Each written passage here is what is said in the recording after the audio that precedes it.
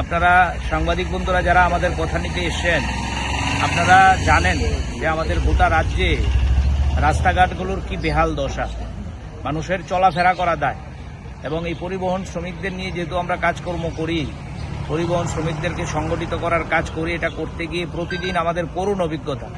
পরিবহন শ্রমিকরা বলছে গাড়ি চালাতে গিয়ে তাদের একদিকে যেমন গাড়ি নষ্টের ঝুঁকি হচ্ছে, দুর্ঘটনার ঝুঁকির কবলে পড়ছে, তারা দুর্ঘটনাগ্রস্ত হচ্ছে এবং গাড়ি যন্ত্রাংশ ঘন ঘন পাল্টাতে হচ্ছে।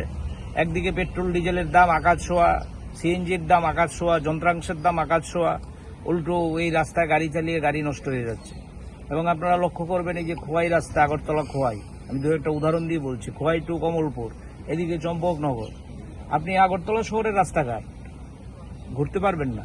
দুর্গাচমনি থেকে আপনি যদি এয়ারপোর্টের রাস্তায় টমটমে অটোতে যান, আপনাকে কোমরে গরম জলের সেক নিতে হবে, ব্যথা হবে। আপনি স্বয়ং মেলার মাঠ পুষ্টবিচ্ছমনি রাস্তা আজকে দীর্ঘদিন ধরে কেটে রেখেছে। মুখ্য বাস্তুকার সাহেব যদিও বলেছে এক এক ডিপার্টমেন্টের, কোনোটা জাতীয় সড়ক সংস্থা যে আছে NHIDCL তারা চালায়, কেউ কোনোটা স্মার্ট সিটির। কিন্তু আমরা বলেছি আপনি যেহেতু মুখ্য বাস্তুকার, আপনাকে তো এই বিষয়গুলো দেখতে হবে। উনি কথা দিয়েছেন, উনি বলছেন যে বিভিন্ন জায়গায় সেখানে কাজকর্মের জন্য উনি ফান্ড চেয়েছেন, ফান্ড আসলে পরে বর্ষার পরে কাজ শুরু হবে। বর্ষাকাল একটা অজুহাত হিসেবে উনি দেখানোর চেষ্টা করেছেন। কিন্তু আমরা বলেছি বর্ষা তো এটা ক্যালেন্ডার ধরে ধরেই আসে, প্রতিবারই আসে, এটা তো নতুন না। কিন্তু এই যে ভয়ানক অবস্থা, এই ভয়ানক অবস্থা প্রতিকারের জন্যই আমরা আজকে এখানে এসেছিলাম। এবং আপনাদের কাছে বলতে চাইছি, আমাদের রাজ্যে যে সরকারটা চলছে, যেটাকে বলছে ডাবল ইঞ্জিনের সরকার, তাদের আগের মুখ্যমন্ত্রী থেকে শুরু করে বর্তমান মুখ্যমন্ত্রী প্রতিদিন কম্পিটিশন করে সাংবাদিকদের ডাকে, সাংবাদিক সম্মেলন করে। আজকেও আমি ঘণ্টাখানেক আগে দেখছিলাম রাজ্যের মুখ্যমন্ত্রী বলছেন আমি নিজে দিল্লি গেছি, NHIDCL এর কর্তৃপক্ষ মন্ত্রীর সাথে মিটিং করেছি, রাস্তাঘাটের এই চেহারা থাকবে না, সব ঠিক হয়ে যাবে।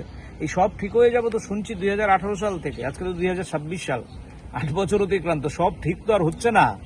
আগরতলা স্মার্ট সিটির কাজ কবে শুরু হয়েছে? কোন স্মার্ট সিটিটা? এটা কোন ধরনের স্মার্ট সিটি? এ রাজ্যের মানুষ একবেলা বৃষ্টি হলে, 1 ঘন্টা বৃষ্টি হলে মানুষ ঘর থেকে বেরোতে পারে না। এই যে ভয়ানক পজিশন, এগুলো সমাধান করার দাবি নিয়ে আমরা এসেছিলাম, এই ডিমান্ডগুলো নিয়ে। মুখ্যবাস্তুকার স্বীকার করেছেন আমাদের যে কথাগুলো, বলছে একটা কথাও ভুল না, আপনাদের কথাগুলো সঠিক, কিন্তু কোথাও কোথাও কিছু সমন্বয়ের অভাব আছে। কিছু রাস্তাঘাট NHIDCL দেখছে দিল্লির থেকে, কিছু রাস্তা এই মুখ্যবাস্তুকার রোড অ্যান্ড বিল্ডিং যিনি উনি দেখছেন, কিছু আবার NH এরকম বলছেন তারা দেখছে, কিছু স্মার্ট সিটি দেখছে।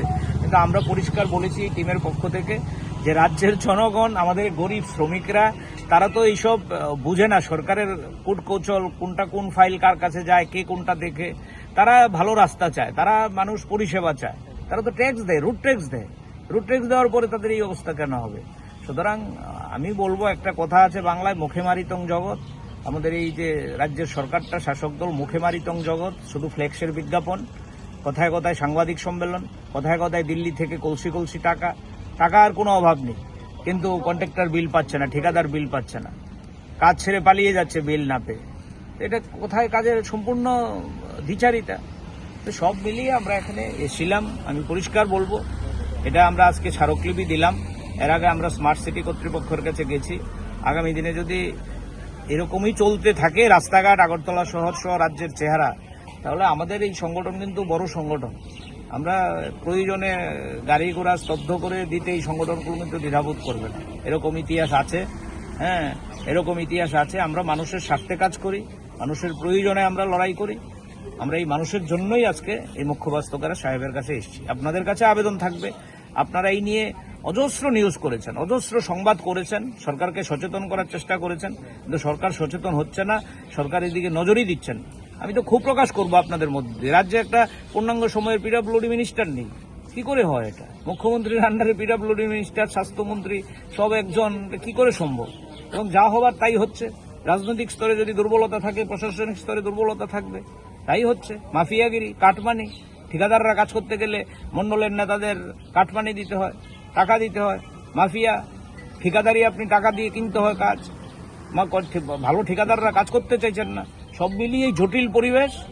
এই যে রাস্তাঘাটের এই অবস্থাটা, ভাববেন না কিন্তু শুধু প্রশাসনিক জটিলতা, মন্ডলে মন্ডলে এই কাটমানি এবং মাফিয়াগিরি তার জন্য অনেকাংশে দায়ী। ঠিকাদাররা ভালোভাবে ইচ্ছে থাকলেও কাজ করতে পারছেন না, কেউ কাজ ছেড়ে পালিয়ে যাচ্ছেন, কেউ কাটমানি দিয়ে সেখানে কাজের কোয়ালিটি বজায় রাখতে পারছেন না। যাও আবার তাই হচ্ছে, 6 মাসে রাস্তা ভেঙে যাচ্ছে, 6 মাসে ড্রেন ভেঙে যাচ্ছে। সুতরাং এই ভয়ানক দিকগুলো সবগুলোই আমরা তোলার চেষ্টা করেছি।